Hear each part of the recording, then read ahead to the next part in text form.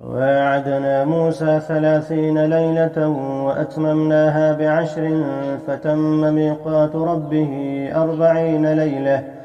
وقال موسى لأخيه هارون اخلفني في قومي وأصلح ولا تتبع سبيل المفسدين. ولما جاء موسى لميقاتنا وكلمه ربه قال رب أرني أنظر إليك. قال لن تراني ولكن انظر إلى الجبل فإن استقر مكانه فسوف تراني.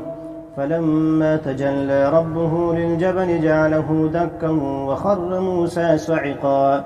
فلما أفاق قال سبحانك تبت إليك وأنا أول المؤمنين.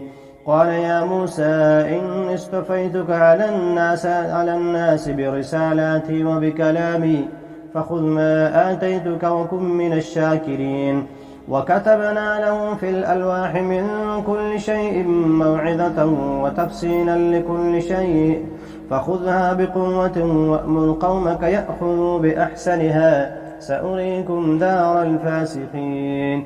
سأصرف عن آياتي الذين يتكبرون في الأرض بغير الحق وإن يروا كل آية لا يؤمنوا بها وإن يروا سبيل الرشد لا يتخذوه سبيلا وإن يروا سبيل الغي يتخذوه سبيلا ذلك بأنهم كذبوا بآياتنا وكانوا عنها غافلين.